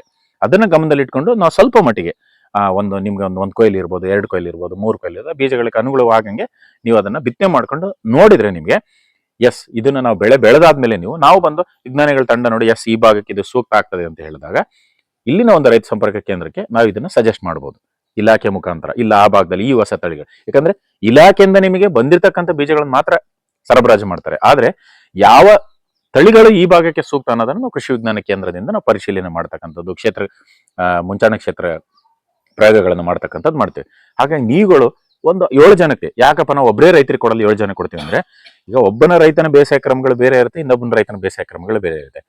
ಸೊ ಅಲ್ಲಿ ಬೆಳೆದಾಗ ಏನಾಗ್ತದೆ, ನೀವು ಚೆನ್ನಾಗಿ ಬೆಳೆದಾಗ ನಿಮ್ಗೊಂದು 7-8 ಕ್ವಿಂಟಲ್ ಬರ್ಬೋದು, ಒಬ್ರು ಬೆಳೆದಾಗ ಒಂದು 3-4 ಕ್ವಿಂಟಲ್ ಬರ್ತದೆ. ಹಾಗಾಗಿ ಸರಾಸರಿಯಾಗಿ ಆ ಒಂದು ಪ್ರದೇಶದಲ್ಲಿ ಆ ಒಂದು ಹೊಸ ತಳಿ ಯಾವ ರೀತಿಯಾಗಿ ಬರುತ್ತೆ ಅನ್ನೋದನ್ನೊಂದು 7-8 ಜನಗಳನ್ನ ಅದನ್ನ ನೋಡಿ ನಿಮ್ಮನ್ನ ನೀವೇ, ಯಾಕಂದ್ರೆ ಕೂತ್ಕೊಂಡಾಗ ಇಲ್ಲ ನಾನು ಈ ರೀತಿ ಮಾಡಿದೆ ಯಾಕಂದ್ರೆ ನೀವು ನೋಡಿದ್ರಿ ಯಾವುದೇ ಶೇಂಗಾ ಆಗಿರ್ಬೋದು, ಯಾವುದೇ ಬೆಳೆ ಆಗಿರ್ಬೋದು, ಒಂದೇ ತಳಿ ವಾತಾವರಣನೂ ಒಂದೇ ಇರ್ತದೆ, ಆದ್ರೆ ಇಳುವರಿಯಲ್ಲಿ ವ್ಯತ್ಯಾಸಗಳನ್ನು ನಾವು ಕಾಣಿಸ್ತೇವೆ. ಯಾಕಂದ್ರೆ ಆ ರೈತನ ಮಾಡ್ತಿರ್ತಕ್ಕಂಥ ಕೃಷಿಯ ಒಂದು ಬೇಸಾಯ ಕ್ರಮಗಳ ಮೇಲೆ ಹೋಗುತ್ತೆ. ಅದನ್ನ ಗಮನದಲ್ಲಿ ಇಟ್ಕೊಂಡು ಈ ಹೊಸ ತಳಿಯನ್ನು ಪರಿಚಯ ಮಾಡ್ತಾ ಇದ್ದೆ. ಸೊ ಇದು ಒಂದು ಬರ ಸಹಿಷ್ಣು, ಇನ್ನೊಂದು ಎಲೆಗಳ ರೋಗಗಳು ಬರ್ತಕ್ಕಂಥದ್ದನ್ನ ಸಹಿಷ್ಣುಗಳನ್ನು ಹೊಂದ್ಕೊಂಡಿದೆ. 110 ದಿವಸದ ಒಟ್ಟು ಅವಧಿ ಇರ್ತದೆ. ಇದು ಸ್ವಲ್ಪ ಕುಬ್ಜತನ ಬರ್ತದೆ. ಶೇಂಗಾದಲ್ಲಿ ಎಷ್ಟು ಕುಬ್ಜ ಇರುತ್ತೋ ಅಷ್ಟು ಹೂಗಳು ಭೂಮಿಯಲ್ಲಿ ಸೇರ್ಕೊಳ್ತಕ್ಕಂಥದ್ದು. ಅದನ್ನು ಹೊರತುಪಡಿಸಿ ಇನ್ನುಳಿದಿರ್ತಕ್ಕಂಥ ಎಲ್ಲ ಸುಧಾರಿತ ಬೇಸಾಯ ಕ್ರಮಗಳು ಬದಲಾವಣೆ ಇಲ್ಲ. ಇನ್ನೊಂದೇನಂದ್ರೆ ಈ ಕಳೆದ ವರ್ಷ ನಾವು ಕೊಟ್ಟಿರ್ತಕ್ಕಂಥ ರೈತರುಗಳದ್ದು ಒಂದು ಸಕ್ಸಸ್ ಸ್ಟೋರಿ ಹೇಳ್ತೇನೆ ನಿಮಗೆ. ಏನಂದ್ರೆ ಕಳೆದ ವರ್ಷ ನಾವು ಕೋಟತಟ್ಟು ಪಡಿಕೆರೆಯಲ್ಲಿ ಕೊಟ್ಟಾಗ ಬಿತ್ತನೆ ಆದ್ಮೇಲೆ ಬೆಳವಣಿಗೆ ಹಂತದಲ್ಲಿ ಫೆಬ್ರವರಿಯಲ್ಲಿ ಒಂದು ಮಳೆ ಬಂತು. ಆ ಮಳೆ ಬಂದಿರೋದ್ರಿಂದ ಸಿಪ್ಪೆಗಳೆಲ್ಲ ಕಪ್ಪಾಗ್ಬಿಡ್ತು. ತಮಗೆಲ್ಲ ಗೊತ್ತಿದೆ, ಆಲ್ಮೋಸ್ಟ್ ಹೆಚ್ಚು ರೈತರದು ಅದ್ರದ್ದು ಒಂದು ಶೇಂಗಾನ ಲಿಫ್ಟ್ ಮಾಡಕ್ಕೆ ಎಷ್ಟೋ ಜನಕ್ಕೆ ಆಗ್ಲಿಲ್ಲ. ಇಲ್ಲಿಂದ ಅಲ್ಲಿಯ ರೈತರುಗಳು ಏನ್ ಮಾಡಿದ್ರು, ಆ ಬೀಜಗಳನ್ನು ಓಪನ್ ಮಾಡಿ ಎಣ್ಣೆಯನ್ನ ಹಾಕ್ಸ್ಲಿಕ್ಕೆ ಪ್ರಾರಂಭ ಮಾಡಿದ್ರು. ಸೊ ಒಬ್ಬ ನಮ್ಮ ರೈತರು ಕೋಟತಟ್ಟು ಪಡಿಕೆರೆಯಲ್ಲಿ ಇರ್ತಕ್ಕಂಥ ಶಿವಮೂರ್ತಿ ಅಂತ ಪ್ರಗತಿಪರ ಕೃಷಿಕರು ಏನ್ ಮಾಡಿದ್ರು, ತಾನು ಬೆಳೆದಿರ್ತಕ್ಕಂಥ ಎಲ್ಲ ಶೇಂಗಾವನ್ನ ಏನಂದ್ರೆ ಒಂದು 180 200 ಕೆಜಿ ಅಷ್ಟನ್ನು ಬೆಳೆದು ಅದನ್ನ ಕೊಟ್ಟಾಗ ಅವರಿಗೆ 162 ಕೆಜಿಗೆ 75-80 ಲೀಟರ್ನಷ್ಟು ಎಣ್ಣೆ ಬಂದಿದೆ. ಅಂದ್ರೆ ಎಣ್ಣೆ ಅಂಶ ಜಾಸ್ತಿ ಇದೆ. ಸೊ ಹಾಗಾಗಿ ಒಳ್ಳೆ ಕ್ವಾಲಿಟಿ ಎಣ್ಣೆ ಇರೋದ್ರಿಂದ ಅದನ್ನ ಅವ್ರು ಶೇಖರಣೆ ಮಾಡ್ಕೊಂಡು ಇವತ್ತು ಬಳಕೆ ಮಾಡ್ತಾ ಇದ್ದಾರೆ. ಸೊ ಹಾಗಾಗಿ ಎಣ್ಣೆ ಅಂಶ ಚೆನ್ನಾಗಿದೆ ಅಂತಂದ್ರೆ ಮಾರುಕಟ್ಟೆಯಲ್ಲಿ ಅದಕ್ಕೆ ಡಿಮ್ಯಾಂಡ್ ಜಾಸ್ತಿ. ಸಾಧಾರಣವಾಗಿ ನಮ್ದೇನಂದ್ರೆ ಹವಾಮಾನ ವೈಪರೀತ್ಯ ಆಗಿ ಮತ್ತೆ ಫೆಬ್ರವರಿ ಮಳೆ ಬರೋದು ಬೇಡ. ಸಾಧಾರಣವಾಗಿ ಫೆಬ್ರವರಿಲಿ ಮಳೆ ಬಂದಾಗ ಏನಾಗುತ್ತೆ, ತೇವಾಂಶ ಇರುತ್ತಲ್ಲ ಒಳಗಡೆ ಬಿಸಿ ಶಾಖಕ್ಕೆ ಸಿಪ್ಪೆಗಳೆಲ್ಲ ಕಪ್ಪಾಗ್ತವೆ. ಅಷ್ಟು ಬಿಟ್ರೆ ಒಳಗಡೆ ಯಾವುದೇ ರೀತಿಯಾಗಿ ಕಾಳುಗಳು ತೊಂದರೆ ಆಗೋದಿಲ್ಲ. ಸೊ ಇದನ್ನು ಹೊರತುಪಡಿಸಿ ಹೊಸ ತಳಿ ಆಗಿರೋದ್ರಿಂದ ನಮ್ಗೆಲ್ಲರಿಗೂ ಕೂಡ ಈ ತಳಿಯನ್ನು ಬೆಳೆದು ಯಶಸ್ವಿಯಾಗಿ ಬೆಳಲಿಕ್ಕೆ ಅನುಕೂಲ ಇದೆ. ಇದು ತಳಿ ಬಗ್ಗೆ. ಇನ್ನು ಕೆಲವೊಂದು ಏನಂದ್ರೆ ನಾನು ಕಳೆ ನಿಯಂತ್ರಣ, ಶೇಂಗಾದಲ್ಲಿ ಅತಿ ಮುಖ್ಯವಾಗಿ ಕಳೆ ನಿಯಂತ್ರಣದ ಬಗ್ಗೆ ಒಂದು ಸ್ವಲ್ಪ ಮಾಹಿತಿಯನ್ನು ಕೊಡ್ತೇನೆ. ಸಾಧಾರಣವಾಗಿ ಬಿತ್ತನೆ ಮಾಡಿದ ಆದ್ಮೇಲೆ 30 ದಿವಸದವರೆಗೆ ಕಳೆ ನಿಯಂತ್ರಣ ಮಾಡ್ತಕ್ಕಂಥದ್ದು ತುಂಬಾ ಅವಶ್ಯಕ. ಸೊ ಯಾಕಂದ್ರೆ ನೀವು ಕೊಟ್ಟಿರ್ತಕ್ಕಂಥ ಸಾರ ಆಗಿರ್ಬೋದು, ಏನೇ ಆಗಿರ್ಬೋದು, ಶೇಂಗಾ ಹೆಚ್ಚಾಗಿ ತೆಗೆದುಕೊಳ್ಬೇಕು, ಕಳೆಗಳು ತೆಗೆದುಕೊಳ್ಬಾರ್ದು. ಯಾಕಂದ್ರೆ ತೇವಾಂಶ ಆದ್ಮೇಲೆ ನಾವೇನು ಗದ್ದೆ ಮಾಡಿ ಆದ್ಮೇಲೆನೂ ಕೂಡ ಕೆಲವೊಂದಿಷ್ಟು ಕಳೆಗಳು ಉಡ್ತವೆ. ಸಾಧಾರಣವಾಗಿ ಶೇಂಗಾದಲ್ಲಿ ಬಿತ್ತನೆ ಮಾಡಿ ಒಂದು 10-15 ದಿವಸಗಳಲ್ಲಿ ಕಳೆಗಳು ಬಂದ್ಬಿಡ್ತವೆ. ಸೊ ಹಾಗಾಗಿ ಮೊದಲ ಹಂತದಲ್ಲಿ ಕಳೆ ಬರಬಾರ್ದು ಅನ್ನೋದನ್ನ ಗಮನದಲ್ಲಿ ಇಟ್ಕೊಳ್ಳೋದಾದ್ರೆ ಸೂಕ್ತವಾಗಿ, ಯಾಕಂದ್ರೆ ಈಗಿರ್ತಕ್ಕಂಥ ನಮಗೆ ಕಾರ್ಮಿಕರ ಕೊರತೆ ಒಂದು, ಆಮೇಲೆ ಅದರಲ್ಲಿ ಅಂತರ್ ಬೇಸಾಯ ಮಾಡ್ಲಿಕ್ಕೆ ಆಗೋದಿಲ್ಲ, ಭತ್ತ ತರ ಕೋನ ವಿಡರ್ ಓಡಿಸೋದು ಆಗೋದಿಲ್ಲ. ಸೊ ನಮಗೆ ಒಂದೇ ಒಂದು ಮಾರ್ಗ ಏನಂತಂದ್ರೆ ಕಳೆನಾಶಕಗಳನ್ನು ಬಳಕೆ ಮಾಡೋದು. ಅದನ್ನ ಗಮನದಲ್ಲಿ ಇಟ್ಕೊಂಡು ನೋಡೋದಾದ್ರೆ ನಮಗೆ ಉದಯ ಪೂರ್ವ ಕಳೆನಾಶಕಗಳಂದ್ರೆ ಬಿತ್ತನೆ ಮಾಡ್ತೀವಿ, ಶೇಂಗಾನ ಬಿತ್ತನೆ ಮಾಡಿ 3 ದಿವಸದ ಒಳಗಡೆಗೆ ಅಂದ್ರೆ ಇವತ್ತು ಬಿತ್ತನೆ ಮಾಡಿದ್ರೆ ಇವತ್ತು, ನಾಳೆ ಮತ್ತೆ ನಾಡಿದ್ದು, ಈ 3 ದಿವಸದ ಒಳಗಡೆಗೆ 1 ಲೀಟರ್ಗೆ 3 ಮಿಲಿಯನ್ನ ನೀವು ಪೆಂಡಿಮಿಥಲಿನ್, ಯಾಕಂದ್ರೆ 2 ಕಳೆನಾಶಕಗಳನ್ನ ಯಾಕೆ ನಾನು ಸಜೆಸ್ಟ್ ಮಾಡ್ತೀನಿ ಹೇಳ್ತೇನೆ ನೆಕ್ಸ್ಟ್. ಇದಾದ್ಮೇಲೆ ಈ ಕಳೆನಾಶಕಗಳನ್ನ ನಮ್ಮ ಈಗ ಆಲ್ರೆಡಿ ಕರಾವಳಿ ಪ್ರದೇಶದಲ್ಲಿ ನಾವು ಪರೀಕ್ಷೆ ಮಾಡಿ ಈ ರೀತಿಯಾಗಿ ರೈತರಿಗೆ ರೆಕಮೆಂಡೇಶನ್ ಮಾಡಿದ್ವಿ. ನಿಮ್ಮ ಒಂದು ಏನಪ್ಪಾ ಅಂದ್ರೆ ಒಳ್ಳೆ ವಿಚಾರ ಏನಪ್ಪಾ ಅಂದ್ರೆ ನಾವು ರೆಕಮೆಂಡ್ ಮಾಡಿರೋದನ್ನ ರೈತರಿಗೆ ಸುಲಭವಾಗಿ ಸಿಗ್ಬೇಕು ಅಂತ ಹೇಳಿ ನಿಮಗೆ ನಮ್ಮ ಕಮ್ಮತ್ಕೋಣ ವ್ಯವಸಾಯ ಸೇವಾ ಸಹಕಾರದಿಂದ ರೈತರಿಗೆ ಪೂರಕವಾಗಿ ಸಿಗ್ಬೇಕು ಅನ್ನೋ ಒಂದು ಮೂಲ ಉದ್ದೇಶದಿಂದ ಅವರು ರೈತರಿಗೆ ಪೂರೈಕೆಯನ್ನು ಮಾಡ್ತಿದ್ದಾರೆ. ಯಾಕಂದ್ರೆ ಎಲ್ಲೋ ಹೋಗಿ ತೆಗೆದುಕೊಳ್ಳೋದು, ಯಾವ್ದಾವ್ದೋ ಹೋಗಿ ಕಳೆನಾಶಕ ತೆಗೆದುಕೊಳ್ಳೋದು ಬೇಡ ಅಂತ ಒಂದು ಉದ್ದೇಶದಿಂದ. ಸೊ ಪೆಂಡಿಮಿಥಲಿನ್ ಅನ್ನೋ ಒಂದು ಕಳೆನಾಶಕ, ಪೆಂಡಿಮಿಥಲಿನ್ 38.7 CS 3 ಮಿಲಿ 1 ಲೀಟರ್ಗೆ ಹಾಕಿ 1 ಎಕರೆ ಪ್ರದೇಶಕ್ಕೆ ಸರಿಸುಮಾರು ನೀವು ಬೆನ್ನಿಗೆ ಹಾಕೊಂಡು ಕ್ಯಾನ್ ಹೊಡೆಯೋದಾದ್ರೆ ಒಂದು 7 ರಿಂದ 8 ಕ್ಯಾನ್ ಹೊಡಿಬೇಕು. ಅಂದ್ರೆ ಅದು 16 ಲೀಟರ್ ಇದೆ ಅಂದ್ರೆ ಹೆಚ್ಚು ಕಡಿಮೆ ಒಂದು ಕ್ಯಾನಿಗೆ ನೀವು 50 ml ಅನ್ನು ಹಾಕ್ಬೋದು. 50 ml ಹಾಕಿ ಒಂದು 7 ರಿಂದ 8 ಕ್ಯಾನ್ ವರೆಗೂ ಕೂಡ ನೀವು 1 ಎಕರೆ ಪ್ರದೇಶಕ್ಕೆ ಮಾಡೋದು. ಈ ಬಿತ್ತನೆ ಮಾಡಿದಾದ್ಮೇಲೆ ಒಂದು ಮೊದಲ 15 ದಿವಸದವರೆಗೆ ಕಳೆ ಬರೋದಿಲ್ಲ, ಸರಿನಾ? ಅದು ಆದ್ಮೇಲೆ ನಿಮಗೆ ಮತ್ತೆ ಏನಾದ್ರು ಕಳೆ ಬಂದಿದ್ದೆ ಆದ್ರೆ ಸರಿನಾ, ಇಲ್ಲ ನಮಗೆ ಇದು ಹೊಡೆಯಕ್ ಆಗೋದಿಲ್ಲ ಬಿತ್ತನೆ ಆದ್ಮೇಲೆ, ಕಳೆಗಳು ಬಂದ ಮೇಲೆ ನಾನು ಹೊಡಿತೀನಿ ಅನ್ನೋದಾದ್ರೆ ಇಮ್ಜಾಥೈಪರ್ 10% SL ಅಂತ ಒಂದು ಒಳ್ಳೆ ಮಾಲಿಕ್ಯೂಲ್ ಇದೆ. ವೀಡ್ ಚೆಕ್ ಅಥವಾ ವೀಡ್ ಬ್ಲಾಕ್ ಅಂತ, ಅಂದ್ರೆ ಬೇರೆ ಬೇರೆ ಮಾರುಕಟ್ಟೆ ರೂಪದಲ್ಲಿ ಬರುತ್ತೆ. ಇದು ನಿಮಗೆ ವೀಡ್ ಬ್ಲಾಕ್ ಅಂತ ಸಿಗುತ್ತೆ. ಇದೇನಂದ್ರೆ ಎಲ್ಲಾ ಜಾತಿಯ ಕಳೆಗಳಿರ್ಬೋದು, ಏಕಜಾತಿ ಮತ್ತೆ ದ್ವಿದಳ ಜಾತಿಯ ಕಳೆಗಳು ಹುಟ್ಟಿದ ಮೇಲೆ, ಕಳೆಗಳು ಹುಟ್ಟಿದ ಮೇಲೆ 2, 3, 4 ಎಲೆ ಹಂತ ಬಂದಾಗ ಇದನ್ನ ಸಿಂಪಡಣೆ ಮಾಡಬೇಕು. ಸಾಧಾರಣವಾಗಿ ಬಿತ್ತನೆ ಮಾಡಿದ್ರೆ 12 ರಿಂದ 18 ದಿವಸದ ಒಳಗಡೆ ಈ ಕಳೆಯನ್ನು ನಾವು ಕಳೆನಾಶಕವನ್ನು ಬಳಕೆ ಮಾಡಬಹುದು, ಸರಿನಾ? ಈ ಕಳೆನಾಶಕವನ್ನ ಕೆಲವರು 1 ಮಿಲಿ ಬಳಕೆ ಮಾಡ್ತಾರೆ, 2 ಮಿಲಿ ಬಳಕೆ ಮಾಡ್ತಾರೆ, 3 ಮಿಲಿ ಬಳಕೆ ಮಾಡ್ತಾರೆ. ಸಾಧಾರಣವಾಗಿ ನೀವು ಪ್ರೀ ಎಮರ್ಜೆಂಟ್ ಬಳಕೆ ಮಾಡಿದ್ದೆ ಅದರಲ್ಲಿ ನಿಮಗೆ 1 ರಿಂದ 2 ಮಿಲಿ 1 ಲೀಟರ್ಗೆ ಮಿಶ್ರಣ ಮಾಡಿ ಸಿಂಪಡಣೆಯನ್ನು ಮಾಡಬಹುದು. ಸೊ ನೀರಿನ ದ್ರಾವಣ ಅಷ್ಟೇ 6 ಕ್ಯಾನ್ ಅಥವಾ 7 ಕ್ಯಾನ್ ಏನು ನಾವು ನ್ಯಾಪ್ಸಾಕ್ ಸ್ಪ್ರೇಯರ್ ಮಾಡ್ತೀವಿ ಅದಕ್ಕೆ ಸರಿಸುಮಾರು ಒಂದು 15 ರಿಂದ 20 ml ಅಥವಾ 25 ಮಿಲಿ ಅನ್ನೋದನ್ನ ಹಾಕಿ. ಇದು ಯಾವುದೇ ರೀತಿಯಾಗಿ ಶೇಂಗಾಕ್ಕೆ ತೊಂದರೆ ಆಗೋದಿಲ್ಲ. ಕೆಲವೊಮ್ಮೆ ಆಗುತ್ತೆ, ಯಾವಾಗಂದ್ರೆ ನೀವು ಸಿಂಪಡಣೆ ಮಾಡ್ತೀರಿ, ಒಂದ್ ಸ್ವಲ್ಪ ಎಲ್ಲ ಇಬ್ನಿ ಅವತ್ತು ಜಾಸ್ತಿ ಬಿತ್ತಂದ್ರೆ ನೆಕ್ಸ್ಟ್ ಡೇ ಸ್ವಲ್ಪ ಎಲೆಗಳು ಕೆಂಪಾಗ್ತದೆ, ಬಟ್ ಅದು ರಿಕವರಿ ಆಗುತ್ತೆ, 100% ರಿಕವರಿ ಆಗುತ್ತೆ. ಏನಕ್ಕಂದ್ರೆ ಆ ವಾತಾವರಣಕ್ಕೆ ಅದು ಅಲ್ಲಿ ಕೆಮಿಕಲ್ ಸ್ಟೋರ್ ಆಗಿರುತ್ತೆ, ಡಿಸ್ಪರ್ಸ್ ಆಗಿರಲ್ಲ, ಹಾಗಾಗಿ ಅದಾಗುತ್ತೆ. ಬಿಟ್ರೆ 100% ನಿಮಗೆ ಉದಯೋತ್ತರ ಕಳೆನಾಶಕಗಳಂತ ಕರಿತೀವಿ. ಇದು ಉದಯ ಪೂರ್ವ ಕಳೆನಾಶಕ, ಇದು ಉದಯೋತ್ತರ ಕಳೆನಾಶಕ. ಅಂದ್ರೆ ಕಳೆಗಳು ಉದಯ ಆದ್ಮೇಲೆ, ಇದು ಕಳೆಯ ಉದಯ ಆಗೋದಕ್ಕಿಂತ ಮುಂಚಿತವಾಗಿ, ಅಂದ್ರೆ ಬೀಜಗಳನ್ನೆಲ್ಲ ನಾಶ ಮಾಡ್ತಕ್ಕಂಥದ್ದು, ಇದು ಹುಟ್ಟಿದ ಗಿಡಗಳನ್ನ ನಾಶ ಮಾಡ್ತಕ್ಕಂಥದ್ದು, ಸರಿನಾ? ಅಲ್ಲಿಗೆ ಇದನ್ನ 12 ರಿಂದ 18 ದಿವಸದಲ್ಲಿ ಯಾವಾಗ ಬೇಕಾದ್ರೂ ಕಳೆಗಳು 2, 3, 4 ಎಲೆ ಹಂತದಲ್ಲಿದ್ದಾಗ ಸಿಂಪಡಣೆ ಮಾಡಿದಾದ್ಮೇಲೆ ನೆಕ್ಸ್ಟ್ 15 ದಿವಸದವರೆಗೆ ಕಳೆ ಇಲ್ಲ. ಸೊ ಅಲ್ಲಿ ಏನಾಗುತ್ತೆ, 30 ರಿಂದ 35 ದಿವಸಕ್ಕೆ ನಾವು ಬಿಟ್ಟಾಗ ಆಲ್ಮೋಸ್ಟ್ ಒಂದಕ್ಕೊಂದು ಲೈನ್ ಟಚ್ ಆಗ್ಲಿಕ್ಕೆ ಪ್ರಾರಂಭ ಆಗ್ತದೆ. ಸೊ ಆಮೇಲೆ ಕಳೆಗಳು ಬಂದ್ರೆ ಯಾವುದೇ ರೀತಿಯಾಗಿ ಇಳುವರಿ ಮೇಲೆ ಪರಿಣಾಮ ಬೀಳೋದಿಲ್ಲ. ಸೊ ನಮಗೆ ಶೇಂಗಾದಲ್ಲಿ ಮೇಜರ್ ಪ್ರಾಬ್ಲಮ್ ಏನಪ್ಪಾ ಅಂತಂದ್ರೆ ಕಳೆಗಳು. ಅದನ್ನು ಒಂದು ಹೊರತುಪಡಿಸಿದ್ರೆ ಇನ್ನುಳಿದಿರ್ತಕ್ಕಂಥ ಎಲ್ಲ ಬೇಸಾಯ ಕ್ರಮಗಳನ್ನ ನಮಗೆ ಅನುಸರಿಸಲಿಕ್ಕೆ ತೊಂದರೆ ಇಲ್ಲ, ಸರಿ. ಇದನ್ನು ಹೊರತುಪಡಿಸಿ ರಸಗೊಬ್ಬರಗಳನ್ನ ನಾನು ನಿಮಗೆ ಹೇಳೋದಾದ್ರೆ, ಸಾಧಾರಣವಾಗಿ ದ್ವಿದಳ ಧಾನ್ಯಗಳ ಮತ್ತು ಎಣ್ಣೆಕಾಳು ಬೆಳೆಗಳಲ್ಲಿ ನಾವು ಭತ್ತಕ್ಕೆ ಕೊಟ್ಟಷ್ಟು ಇದಕ್ಕೆ ಅವಶ್ಯಕತೆ ಇರೋದಿಲ್ಲ. ಇದಕ್ಕೆ ಬೇರುಗಳು ಚೆನ್ನಾಗಿ ಬರೋದ್ರಿಂದ ಸ್ವಲ್ಪ ನಮಗೆ ರಂಜಕದ ಗುಣಾತ್ಮಕವಿರತಕ್ಕಂಥ ರಾಸಾಯನಿಕ ಗೊಬ್ಬರಗಳನ್ನ ಬಳಕೆ ಮಾಡಬೇಕು. ಯಾಕಂದ್ರೆ ಇದು ಭೂಮಿ ಕೆಳಗಡೆಗೆ ಬೇರುಗಳನ್ನ ಬರಬೇಕು. ಸೊ ಹಾಗಾಗಿ ಅದನ್ನ ಬಳಕೆ ಮಾಡಿದವಳು, ಉದಾಹರಣೆ ಸುಫಲನಾದ್ರೂ ಹಾಕಿ 17 ಹಾಲು 15 ಹಾಲು ಮಿಶ್ರಣ ಗೊಬ್ಬರಗಳನ್ನ ಆದಷ್ಟು ಹಾಕಿದ್ರೆ ಒಳ್ಳೇದು. ಉದಾಹರಣೆಗೆ 1 ಎಕರೆಗೆ ತುಂಬಾ ಬೇಡ, 1 ಎಕರೆಗೆ ಒಂದು 20 kg ಅಷ್ಟು ಹಾಕಿದ್ರೆ ಸಾಕು. ಆಮೇಲೆ ಮೇಲ್ಗೊಬ್ಬರವಾಗಿ ಸ್ವಲ್ಪ 1 ಎಕರೆಗೆ ಒಂದು 6 ರಿಂದ 7 kg ಅಷ್ಟು ಜಾಸ್ತಿ ಗೊಬ್ಬರ ಕೊಟ್ಟಷ್ಟು ಏನಾಗುತ್ತೆ, ಇದು ಶೇಂಗಾದಲ್ಲಿ ಬೆಳವಣಿಗೆ ಜಾಸ್ತಿ ಆಗುತ್ತೆ, ಹೈಟ್ ಆಗ್ಬಾರ್ದು.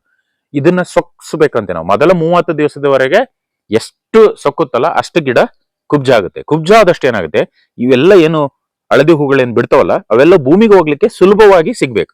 ಗಿಡ ಹೈಟ್ ಆಯ್ತು ಅಂದ್ರೆ ನಿಮಗೆ ಅಲ್ಲಿ ಎಷ್ಟೋ ಮೋರ್ ದನ್ 50% ಅಂದ್ರೆ 50% ಹೂಗಳು ಮೇಲೆ ಇರ್ತವೆ, ಅವು ಒಳಗಡೆಗೆ ಹೋಗೋದೇ ಇಲ್ಲ. ಹಾಗಾಗಿ ಕುಬ್ಜ ಗಿಡಗಳಿದ್ದಷ್ಟು ಶೇಂಗಾದಲ್ಲಿ ಬೆಳವಣಿಗೆ ಜಾಸ್ತಿ. ಹಾಗಾಗಿ ಶೇಂಗಾದಲ್ಲಿ 2 ತಳಿಗಳು, ಒಂದು ಹಬ್ಬು ಶೇಂಗಾ, ಇನ್ನೊಂದು ಗುಚ್ಚ ಶೇಂಗಾ ಅಂತ ಕರಿತೀವಿ ನಾವು. ಸೊ ಹಾಗಾಗಿ ನಮ್ಮಲ್ಲಿ ಇರ್ತಕ್ಕಂಥ ಎಲ್ಲವೂ ಕೂಡ ನಾವು ಗುಚ್ಚ ಶೇಂಗಾ ಅಂತ ಕರಿತೀವಿ, ಸರಿನಾ? ಸೊ ಹಬ್ಬ ರೀತಿಯಾಗಿ ಹರಡೋದಿಲ್ಲ. ಸೊ ಇಷ್ಟು ಶೇಂಗಾದಲ್ಲಿ ತಮಗೆ ಬೇಕಾಗಿರ್ತಕ್ಕಂಥ ಮಾಹಿತಿಯನ್ನು ಕೊಟ್ಟೇನೆ. ಅದನ್ನ ಹೊರತುಪಡಿಸಿ ನಿಮ್ಗೆ ಏನಾದ್ರು ಪ್ರಶ್ನೆಗಳಿದ್ರೆ ಖಂಡಿತವಾಗಿ ಕೇಳಿ. ಈ ಹೊಸ ತಳಿಯನ್ನ ಪ್ರಯೋಗ ಮಾಡಿ ನೋಡಿ ನಿಮ್ಮಲ್ಲೇ. ನಾವು ಮಧ್ಯೆ ಬರ್ತಾ ಇರ್ತೇವೆ. ಈಗೇನು ರೈತರ ಜನ 7 ಜನ ಹೆಸರು ಕೊಟ್ಟಿದ್ರೆ ಹೊಸ ತಳಿ ನಾವು ಒಂದೇ ಗದ್ದೆಗೆ ಹಾಕೋದು ಬೇಡ, ನಾವೀಗ ಏನ್ ಮಾಡ್ತಿದ್ದದು ಮಿಡ್ಲ್ ಹಾಕಿ ಅಂತ ಹೇಳ್ತೇವೆ. ಅಲ್ಲ, ಈಗ ಒಂದು ಭಾಗದಲ್ಲಿ ಎಲ್ಲರೂ ಹಾಕಿ. ಈಗ ನಿಮಗೆ ಕೊಟ್ಟಿರ್ತದೆ ಸಪರೇಟ್ ಹಾಕಿ, ಸಪರೇಟ್ ಆಗಿ ಹಾಕಿ. ಈಗ ನಿಮ್ಗೆ ಈಗ ಬೆಳಿತಿರ್ತಕ್ಕ ಹಾಕಿರ್ತೀರಿ. ಈಗ ನಾವು 20 kg ಕೊಡ್ತೀವಿ, ಅದ್ರಲ್ಲಿ ಎಷ್ಟು ಜಾಗ ಆಗುತ್ತಲ್ಲ ಅಷ್ಟು ಜಾಗನ ಒಂದ್ ಕಡೆಗೆ ಹಾಕೊಳ್ಳಿ. ನಿಮಗೆ ಕಂಪೇರ್ ಮಾಡಿ ನೋಡ್ಲಿಕ್ಕೆ ಗೊತ್ತಾಗ್ತದೆ ಯಾವ್ದು ರೀತಿಯಾಗಿ ಇದು ಮಾಡ್ಲಿಕ್ಕೆ ಅನುಕೂಲ ಆಗ್ತದೆ ಅನ್ನೋದನ್ನ ನೀವು ನೋಡಿ ಮಾಡ್ಲಿಕ್ಕೆ ಸುಲಭ ಆಗ್ತದೆ. ನಿಮಗೆ ಗೊತ್ತಾಗುತ್ತೆ ಕಂಪೇರ್. ನಮ್ಗೆ ಇದಕ್ಕೆ ನೆಲಗಡಲೆಗೆ ಏನು ಸಮಸ್ಯೆ ಇಲ್ಲ ಸರ್. ಈ ಕಳೆನಾಶಕದಲ್ಲಿ ನೆಲಗಳಿಗೆ ಯಾವುದೇ ನೆಲಗಡೆ ಯಾವುದೇ ನೆಲಗಡೆ ಒಂದ್ ಮೇಲೆ ಜಾಸ್ತಿ ಹಾಕಿದಪ್ಪ ಅಲ್ಲ, ಇದಕ್ಕೇನೂ ಆಗಲ್ಲ. ಯಾಕಂದ್ರೆ ಇದು ಮಣ್ಣಿಗೆ ಬೀಳುವಂಥದ್ದು, ಇದು ಗಿಡದ ಮೇಲೆ ಬೀಳುವಂಥದ್ದು. ಇದ್ರ ಪ್ರಮಾಣ ನೀವು ಜಾಸ್ತಿ ಮಾಡಿದ್ರೆ ಒಮ್ಮೊಮ್ಮೆ ನಿಮಗೆ ಎಫೆಕ್ಟ್ ಆಗೋ ಸಾಧ್ಯತೆಗಳು ಹೆಚ್ಚುಂಟು. ಆಮೇಲೆ ಸರಿ ಆಗುತ್ತೆ. ಸರಿ ಆಗ್ತದೆ, ಆದ್ರೆ ದ್ರಾವಣವನ್ನ ಇದನ್ನ ಆದಷ್ಟು ಅವಾಯ್ಡ್ ಮಾಡ್ಬೇಕು ಅನ್ನೋದು. ಅವಾಯ್ಡ್ ಅಂದ್ರೇನು, ಜಾಸ್ತಿ ಬಳಕೆ ಮಾಡಬೇಡಿ, ಪ್ರೀಮರ್ಜೆಂಟ್ ಜಾಸ್ತಿ ಬಳಕೆ ಮಾಡಿರಿ. ಯಾಕಂದ್ರೆ ಬೀಜಗಳು ಹುಟ್ಲಿಲ್ಲ ಅಂದ್ರೆ ಅತ್ಲ ಕಳೆನೆ ಬರೋದಿಲ್ಲ. ಇಲ್ಲಪ್ಪ ನಮಗೆ ಅವತ್ತು ಆಗ್ಲೇ ಇಲ್ಲ, ಸಮಸ್ಯೆ ಆಯ್ತು ನಮಗೆ ಅಂತಂದ್ರೆ ಇದು ನಿಮಗೆ 3 ದಿವಸ ಆದ್ಮೇಲೆ ಕೆಲಸ ಮಾಡೋದಿಲ್ಲ. ಯಾಕಂದ್ರೆ ನೀವು ಶೇಂಗಾ ಬಿತ್ತಿದ ಮೇಲೆ ಭೂಮಿ ಹದಾಗುತ್ತೆ. ಅದಾದ್ಮೇಲೆ ಶೇಂಗಾ ಹೆಂಗ್ ಮೊಳಕೆ ಆಗ್ಬೇಕು, ಅಲ್ಲಿ ಕಳೆಗಳೆಲ್ಲ ಬೇರೆ ಬೇರೆ ರೀತಿಯ ಕಳೆಗಳಿದೆ. ಒಂದ್ ದಿವಸಕ್ಕೆ ಮೊಳಕೆ ಆಗುತ್ತೆ, ಇನ್ನೊಂದು 5 ದಿವಸಕ್ಕೆ ಬಿಟ್ಟು ಮೊಳಕೆ ಆಗುತ್ತೆ, ಇನ್ನೊಂದು ವಾರ ಬಿಟ್ಟು ಮೊಳಕೆ ಆಗುತ್ತೆ. ಹಾಗಾಗಿ ಬೀಜಗಳನ್ನ ಸಾಯಿಸ್ತಕ್ಕಂಥದ್ದು ಮಣ್ಣಿನ ಒಳಗಡೆ, ಇದು ಮಣ್ಣಿಗೆ ಸಿಂಪಡಣೆ ಮಾಡ್ತಕ್ಕಂಥದ್ದು.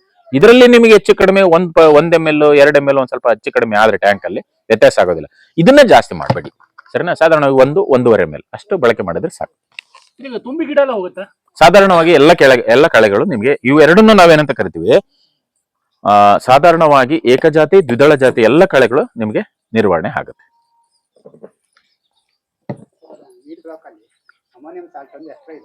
ಹಾ, ಅದನ್ನ ಟ್ಯಾಂಕ್ ಮಿಕ್ಸ್ ಮಾಡ್ಕೋಬೇಕು, ಮಾಡ್ಬೋದು, ಏನ್ ತೊಂದ್ರೆ ಇಲ್ಲ.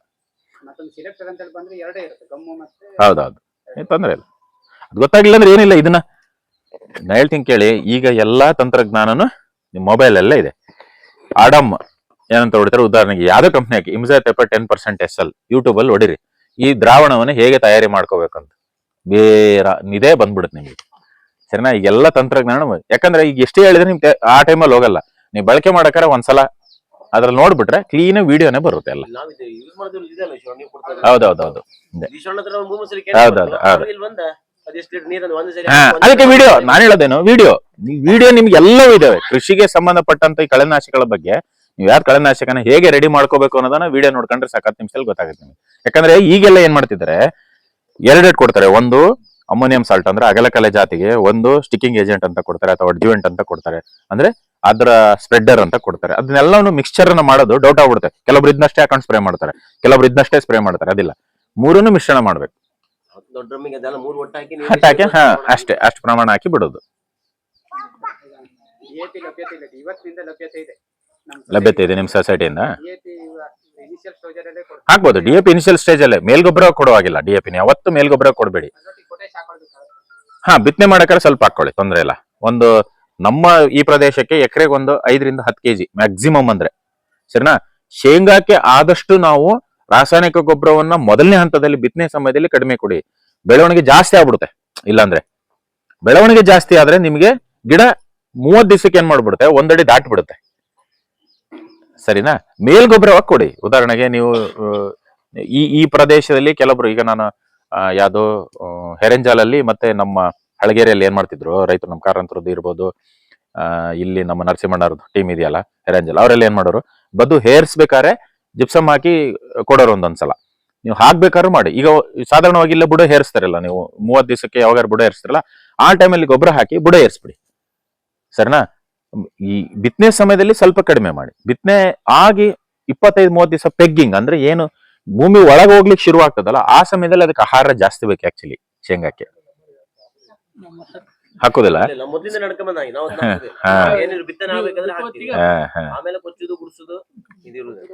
ಬುಡ ಏರ್ಸೋದಿಲ್ವಾ? ಮತ್ತೆ ಅದು ಮಾಡಿಸಿದ್ರೆ ಸಾಕು. ನೀವು ಅದು ಮಾಡಿದ್ರೆ ಇನ್ನೂ ಚೆನ್ನಾಗಿ ಬರುತ್ತೆ ಅಂತ ಅಷ್ಟೇ.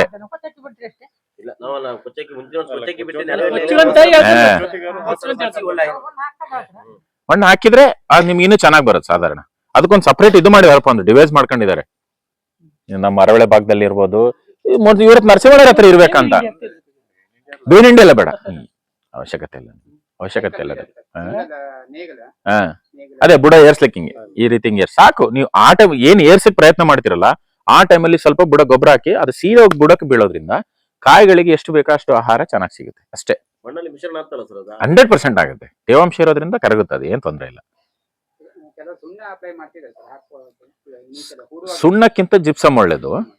ಜಿಪ್ಸಮ್ ಒಳ್ಳೇದು, ಯಾಕಂದ್ರೆ ಸುಣ್ಣದಲ್ಲೂ ಕ್ಯಾಲ್ಸಿಯಂ ಮ್ಯಾಗ್ನೀಷಿಯಂ ಇದೆ, ಜಿಪ್ಸಮ್ ಅಲ್ಲಿ ಕ್ಯಾಲ್ಸಿಯಂ ಮ್ಯಾಗ್ನೀಷಿಯಂ ಇದೆ. ಮಳೆಗಾಲದಲ್ಲಿ ನೀವು ಆಲ್ರೆಡಿ ಸುಣ್ಣ ಕೊಟ್ಟಿರೋದ್ರಿಂದ ಸೊ ಕೆಲವೊಬ್ರು ಕೊಡಲ್ಲ. ಬಟ್ ನಾವು ಶೇಂಗಾಕ್ಕೆ ಸ್ಪೆಸಿಫಿಕ್ ಆಗಿ ಈ ಸಿಪ್ಪೆ ಚೆನ್ನಾಗಿ ಗಟ್ಟಿ ಆಗ್ಬೇಕು ಅಂತ ಹೇಳಿ ಅದಕ್ಕೆ ಕ್ಯಾಲ್ಸಿಯಂ ಅಂಶ ಬೇಕಾಗುತ್ತೆ. ಹಾಗಾಗಿ ನಾವು ಸೇರ್ಪಡೆ ಮಾಡಿಸೋದು ಅಷ್ಟೇ. ಸಾಧಾರಣವಾಗಿ ಈ ಪೆಗ್ಗಿಂಗ್ ಅನ್ನೆಲ್ಲ ಆ ಟೈಮಲ್ಲಿ ಕೊಟ್ರೆ ಒಳ್ಳೇದು. ಆ ಟೈಮಲ್ಲಿ ಸ್ಪ್ರೆಡ್ ಮಾಡೋದು, ಗಿಡದ ಹತ್ರ ಹಾಕೋದು, ಬುಡ ಏರ್ಸ್ಬಿಟ್ರೆ ಮುಗೀತು ಅಷ್ಟೇ. ಮತ್ತೇನಾದ್ರು ಪ್ರಶ್ನೆಗಳಿದೆ ಇದನ್ನು ಹೊರತುಪಡಿಸಿ ಶೇಂಗಾದಲ್ಲಿ? ನೋಡಿ, ಇದು ತುಂಬಾ ಚೆನ್ನಾಗಾಯ್ತು ಅನ್ನೋದಾದ್ರೆ ಈ ತಳಿಗಳು ಮುಂದಿನ ವರ್ಷದಿಂದ ನಾವು ಕಮರ್ಷಿಯಲ್ ಆಗಿ ರೆಕಮೆಂಡೇಶನ್ ಮಾಡ್ಲಿಕ್ಕೆ, ಯಾಕಂದ್ರೆ ಒಂದ್ 2-3 ಕಡೆ ನಾವು ಪ್ರಯತ್ನ ಮಾಡಿ ನೋಡೋದು. ನಮಗೆ ಆ ಬೈಲಲ್ಲಿ ಸಕ್ಸಸ್ ಆಗಿದೆ, ಈಗ ಈ ಬೈಲಲ್ಲಿ ಒಂದು ಸಕ್ಸಸ್ ಆಗುತ್ತೆ ಇಲ್ಲ ಪ್ರಯತ್ನ ಮಾಡಿ ನೋಡೋದು. ಈಶ್ವರಣ್ಣ, ನಮ್ಗೆ ಈಗ ಆಲ್ರೆಡಿ ನಾವು ಯೂಸ್ ಮಾಡ್ತಿರೋದು ಯಾವ ತಳಿ ಈಶ್ವರಣ್ಣ? JPBD4 ಸರ್, ಸಿಕ್ಕಾಪಟ್ಟೆ ದೊಡ್ಡ ಗಿಡ ಆಗುತ್ತೆ ಸರ್. ಅದೇ ಹೌದು, ಹೋದ್ಸಲ ತಗೊಂಡು ಇಷ್ಟು ದೊಡ್ಡ ಗಿಡ ಸರ್. ಎಂತ ಅದೆಲ್ಲ ಅಷ್ಟೊಂದು ಇಳುವರಿ ಅಂತ ಇಲ್ಲ. ಅಲ್ಲ, ಗೊಬ್ಬರ ನಾನು ಹೇಳಿದ್ನಲ್ಲ, ಶೇಂಗಾಕ್ಕೆ ಜಾಸ್ತಿ ಗೊಬ್ಬರನು ಕೂಡ ಅವಶ್ಯಕತೆ ಇಲ್ಲ ಬಿತ್ತನೆ ಸಮಯದಲ್ಲಿ. ಈಗ ಭತ್ತಕ್ಕಾದ್ರೆ ಬೇಕು, ಆದ್ರೆ ಇದ್ರ ರಿವರ್ಸ್ ಸಿಸ್ಟಮ್ ಈಗಿದು ಶೇಂಗಾದಲ್ಲಿ ನಿಮಗೆ ಇದನ್ನೆಲ್ಲ ಅಂದ್ರೆ, ಈಗ ಫಾರ್ ಎಕ್ಸಾಂಪಲ್ ಇದನ್ನೆಲ್ಲ ಅಂದ್ರೆ 30 ದಿವಸ ಆದ್ರೆ ಇಷ್ಟು ಕೆಳಗಡೆನೆ ಇರ್ಬೇಕು ಗಿಡ, ಇನ್ನು ಇದಕ್ಕಿಂತ ಕೆಳಗೆ ಇಷ್ಟೇ ಹೈಟಲ್ಲಿ ಇರ್ಬೇಕು. ಹೈಟ್ ಎಷ್ಟು ಕಡಿಮೆ ಆಗುತ್ತಲ್ಲ ಶೇಂಗಾದಲ್ಲಿ, ನಿಮಗೆ ಅಷ್ಟು ಇಳುವರಿ ಜಾಸ್ತಿ ಬರುತ್ತೆ. ಎಷ್ಟು ಹೈಟ್ ಜಾಸ್ತಿ ಆಗುತ್ತೆ ಅಷ್ಟು ಇಳುವರಿ ರಿವರ್ಸ್ ಆಗುತ್ತೆ ನಿಮಗೆ ಶೇಂಗಾದಲ್ಲಿ. ಮತ್ತೊಂದು ಸರ್, ಮಣ್ಣು ಜಾಸ್ತಿ ಕಳ್ಕತ್ತ ಬಣ್ಣ ಉಡುತ್ತಲ್ಲ ಹಾ. ಜಾಸ್ತಿ ಬೇಡ. ಈಗ ಉದಾಹರಣೆಗೆ ಏನಂದ್ರೆ, ನಿಮಗೊಂದು ಅರ್ಧ ಅಡಿ 3/4 ಅಡಿ ಓಡ್ತೀರಾ. ಈಗ ನಿಮಗೆ ಶೇಂಗಾ ಬಿತ್ತನೆ ಮಾಡಿದಾದ್ಮೇಲೆ ಈ ಕೊನೆಯದು ಇರ್ಬೋದು, ಇದಿರ್ಬೋದು, ಎಲ್ಲದ ಸೇರಿ ಒಂದು 15 ಸೆಂಟಿಮೀಟರ್ 20 ಸೆಂಟಿಮೀಟರ್ ಅಷ್ಟೇ. ಅಲ್ಲಿವರೆಗೂ ನಿಮಗೆ ಮಣ್ಣು ಲೂಸ್ ಇರಬೇಕು. ಒಂದು ಬಿತ್ತನೆ ಮಾಡಕ್ಕೆ ಲೂಸ್ ಆಗುತ್ತೆ. ನಮಗೆ ಯಾವಾಗ ಗಟ್ಟಿ ಆಗುತ್ತೆ ಅನ್ನೋದಾದ್ರದು ಅಕಸ್ಮಾತ್ ಆಗಿ ಡಿಸೆಂಬರ್ ಇಂದ ಎಲ್ಲಾರ ನಮಗೆ ಫೆಬ್ರವರಿ ಒಳಗೆ ಮಳೆ ಬಂದ್ರೆ ಮಾತ್ರ ಗಟ್ಟಿ ಆಗುತ್ತೆ. ಇಲ್ಲ ಅಂದ್ರೆ ಆರ್ತಾ ಇನ್ನು ಲೂಸ್ ಆಗುತ್ತೆ. ಹಾಗಾಗಿ ನಮ್ಮಲ್ಲಿ ಕರಾವಳಿಯಲ್ಲಿ ಇಡೀ ಬೇರೆ ಜಿಲ್ಲೆಗಳಿಗಿಂತ ಇಳುವರಿ ಜಾಸ್ತಿ. ಒಂದು ಮರಳು ಮಿಶ್ರಿತ. ಸೊ ಮರಳು ಮಿಶ್ರಿತ ಆಗಿರೋದ್ರಿಂದ ತೇವಾಂಶ ಇರುತ್ತೆ ನಮ್ಮಲ್ಲಿ. ಭೂಮಿ ಆರ್ತಾ ಏನಾಗುತ್ತೆ, ಮರಳು ಲೂಸ್ ಆಗ್ತಾ ಹೋಗುತ್ತೆ. ಅವಾಗ ಪೆಗ್ಗಿಂಗ್ ಸುಲಭ ಆಗುತ್ತೆ. ಹಾಗಾಗಿ ನಮ್ ಕರಾವಳಿಯಲ್ಲಿ ಜಾಸ್ತಿ. ಅಕಸ್ಮಾತ್ ಆಗಿ ಮಳೆ ಬಂದ್ಬಿಟ್ರೆ ಮತ್ತೆ ಕಾಂಪ್ಯಾಕ್ಟ್ ಆಗುತ್ತೆ. ಅವಾಗ ನಮ್ಗೆ ಇಳುವರಿ ಸರಿ ಬರಲ್ಲ. ಹಾಗಾಗಿ ನಮ್ಮಲ್ಲಿ ಮತ್ತೆ ಇಲ್ಲಿಂದ ಅಪ್ ಟು 1 ಅವರ್ವರೆಗೆ ಏನು ಈ ಕರಾವಳಿ ಬೆಲ್ಟ್ ಇದೆ ಅಲ್ಲ, ಅಪ್ ಟು 1 ಅವರ್ವರೆಗೆ ನಮಗೆ ಶೇಂಗಾ ಬೆಳಿತಾರೆ. ಆಕ್ಚುಲಿ ಭಟ್ಕಳ ದಾಟಿದಾದ್ಮೇಲೆ 1 ಅವರ್ ತವರೆಗೂ ಸ್ವಲ್ಪ ಬರುತ್ತೆ. ಈರುಳ್ಳಿ ಬರ್ತದಲ್ಲಿ, ನೀವು ಅಬ್ಸರ್ವ್ ಮಾಡಿದಿರಲ್ಲ. ಈರುಳ್ಳಿ ಬರ್ತದೆ, ಶೇಂಗಾ ಬರ್ತದೆ. ಏನಕ್ಕಂದ್ರೆ ಬಲ್ಬ್ ಅಂದ್ರೆ ಗಡ್ಡೆ ಬೆಳಿಲಿಕ್ಕೆ, ಶೇಂಗಾ ಬೆಳಿಲಿಕ್ಕೆ ಆ ಮಣ್ಣು ಸೂಕ್ತ. ನಮ್ದಿಲ್ಲಿ ಮಳೆ ಬಂದ್ರೆ ನಮ್ ಫೇಲ್. ನಾವೀಗ ಕೃತಕವಾಗಿ ನೀರ್ ಬಿಡ್ತಲ್ಲ ಸರ್, ಅದು ಸಮಸ್ಯೆ. ಕೃತಕವಾಗಿ ಅಂದ್ರೆ ನಿಮ್ಗೆ ಯಾವಾಗ ಬಿಡ್ಬೇಕು ಅಂತ ಹೇಳ್ತೀನಿ ಕೇಳಿ. ಸಾಧಾರಣವಾಗಿ 30 ದಿವಸದೊಳಗಡೆ ಬಿಡಬೇಡಿ. 30 ದಿವಸ ಆದ್ಮೇಲೆ ಪೆಗ್ಗಿಂಗ್ ಆಗುತ್ತಲ್ಲ, ಪೆಗ್ಗಿಂಗ್ ಆದ್ಮೇಲೆ ನೀವು 50 ದಿವಸಕ್ಕೆ 70-80 ದಿವಸದ ಒಳಗಡೆ ಮಾತ್ರ ಕೊಡ್ಬೇಕು ನೀರು. ನೀವು ಬಿತ್ತನೆ ಮಾಡಿ 30 ದಿವಸದೊಳಗೆ ನೀರು ಕೊಟ್ರೆ ಮಾತ್ರ ಮತ್ತೆ ಫೇಲಿಯರ್. 7 ದಿನಕ್ಕೆ ಕೊಡ್ತಾರೆ. ಅಲ್ಲ, ತೇವಾಂಶ ತುಂಬಾ ಡ್ರೈ ಆಗಿದ್ರೆ ಮಾತ್ರ ಕೊಡಿ. ತೇವಾಂಶ ತುಂಬಾ, ಈಗ ಕೆಲವೊಬ್ರದ್ದು ಏನಂದ್ರೆ ತುಂಬಾ ತಗ್ಗು ಪ್ರದೇಶ ಇದ್ದು ಅಲ್ಲಿ ಬೇಗ ಆರೋದಿಲ್ಲ. ಕೆಲವೊಬ್ರದ್ದು ಬೇಗ ಡ್ರೈ, ಅಲ್ಲಿ ಮರಳಿನ ಕಣಗಳು ಜಾಸ್ತಿ ಇದ್ರೆ ಬೇಗ ಡ್ರೈ ಆಗುತ್ತೆ. ನೀವು ಹೇಳ್ದಂಗೆ ಒಪ್ಕೋತೀನಿ ನಾನು. ಅಂತ ಸಂದರ್ಭದಲ್ಲಿ ಒಂದ್ಸಲ ಕೊಟ್ರೆ ತಪ್ಪಿಲ್ಲ. ಬಟ್ ಪದೇ ನೀವು 30 ದಿವಸದೊಳಗೆ ಕೊಡೋ ಹಾಗಿಲ್ಲ. ಕೊಟ್ರೆ ಏನಾಗುತ್ತೆ, ತೇವಾಂಶ ಜಾಸ್ತಿ ಆದಷ್ಟು ನಿಮ್ಗೆ ಅದು ಫಸ್ಟ್ ಬೆಳವಣಿಗೆನೇ ಜಾಸ್ತಿ ಬಂದ್ಬಿಡುತ್ತೆ. ಈಗ ನಮ್ದೀಗ ಕೆಲವೆಲ್ಲ ಗದ್ದೆ ಏನಿ ಸರ್, ಅದ್ ಮೇಲ್ಗಡೆ ಡ್ರೈ ಆಗಿರುತ್ತೆ. ಓಪನ್ ಮಾಡಿ ನೋಡ್ರೆ ಒಂದು ಇಷ್ಟು ಅಡಿಯಲ್ಲಿ ತೇವಾಂಶ ಇರುತ್ತೆ. ಆತರ ಈಗ ಫಾರ್ ಎಕ್ಸಾಂಪಲ್ ನೀವು ನೀರು ಹಾಯಿಸೋದ್ ಬೇಡ. ನನ್ನ ಇಲ್ಲಿಗೆ ಒಂದು ವೈಜ್ಞಾನಿಕ ಸಜೆಷನ್ ಅಂದ್ರೆ, ಈಗ ಹೆಂಗೋ ನಿಮ್ಗೆ ಸ್ಪ್ರಿಂಕ್ಲರ್ ಸುಲಭವಾಗಿ ಸಿಗ್ತದೆ ಅಲ್ವಾ, ಹಾಕಿ ಸ್ಪ್ರಿಂಕ್ಲರ್ ಹಾಕಿ ಬಿಟ್ಬಿಡಿ. ನಿಮಗೆ ಮೇಲ್ಗಡೆ ನೆನೆಬೇಕಾಗಿರೋದು ಎಷ್ಟು, ಒಂದು 2 ಇಂಚ್ ತಾನೆ, ಸ್ಪ್ರಿಂಕ್ಲರ್ ಹಾಕಿ ಬಿಟ್ಬಿಡಿ. ಇವನ್ನೆಲ್ಲ ಪ್ರಯೋಗಗಳನ್ನು ಮಾಡ್ಬೇಕು ಒಂದೊಂದ್ಸಲ ನಾವು. ಈಗ ನಾವು ನೀರ್ ಹಾಯಿಸೋದ್ರಿಂದ ಏನಾಗುತ್ತೆ, ಮರಳಾಗಿರೋದ್ರಿಂದ ಕೆಳಗಡೆ ಹೋಗುತ್ತೆ. ಆಲ್ರೆಡಿ ಕೆಳಗಡೆ ತೇವಾಂಶ ಇದೆ. ನಮಗೆ ಬಿತ್ತನೆ ಮಾಡಿ ನೀರ್ ಬಿಡೋ ಮೂಲ ಉದ್ದೇಶ ಏನು, ಮೊಳಕೆ ಬರ್ಬೇಕಂತ. ಮತ್ ಕೆಳಗಡೆ ನೀರು ಅವಶ್ಯಕತೆ ಇಲ್ಲ, ನೀರು ವೇಸ್ಟ್ ಆಗುತ್ತೆ. ಸೊ ಹಾಗಾಗಿ 2 ಇಂಚ್ ಮಾತ್ರ ನಮಗೆ ಇರ್ಬೇಕು. ಹಾಗಾಗಿ ಸ್ಪ್ರಿಂಕ್ಲರ್ ಹಾಕಿ ಬಿಡೋದು ಬಿತ್ತನೆ ಮಾಡಿದ್ದಾದ್ಮೇಲೆ. ಸೊ ನಮ್ಗೆ ಇನ್ನೂ ಎಫೆಕ್ಟಿವ್ ಆಗುತ್ತೆ. ಈಗ ಸ್ಪ್ರಿಂಕ್ಲರ್ ಸಿಗುತ್ತೆ ನಿಮ್ಗೆ, ಹೆಂಗೋ ಇಲಾಖೆಯಲ್ಲಿ ಸಿಗುತ್ತೆ, ಅದನ್ನ ಬಳಕೆ ಮಾಡ್ಬೋದು.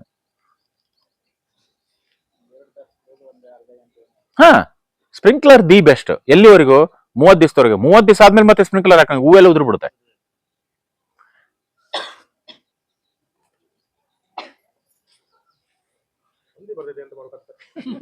ಒಂದು ನಾವು ತಮಿಳ್ನಾಡಿಂದ ಒಂದು ತರಿಸಿದ್ದೆ, ನಾನು ಕಳಿಸ್ತೀನಿ ಈಶ್ವರ ನಾಯ್ಕರಿಗೆ ಅದನ್ನ.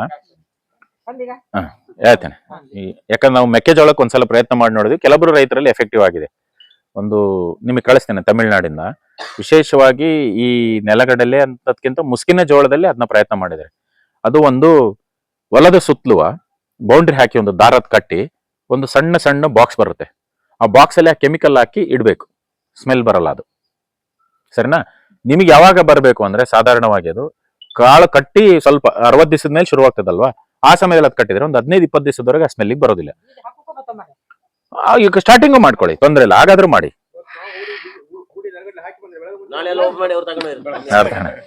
ಅದನ್ನೊಂದು ಕಳಿಸ್ತೇನೆ ನಿಮಗೆ, ವಿಡಿಯೋ ಕಳಿಸ್ತಾರ ಅವ್ರು. ಒಂದು ಎಸ್ಪೆಷಲಿ ಅದನ್ನ ಈ ವೈಲ್ಡ್ ಬೋರ್ ಅಂತ ಕರಿತೀವಿ, ಅಂದ್ರೆ ಕಾಡಂದಿಗೆ ನಿರ್ವಹಣೆ ಕ್ರಮಕ್ಕೋಸ್ಕರ ಅದೊಂದು ಟೆಕ್ನಾಲಜಿ ಸಕ್ಸಸ್ ಆಗಿದೆ ತಮಿಳ್ನಾಡಲ್ಲಿ ಮಾಡಿರ್ತಕ್ಕಂಥದ್ದು.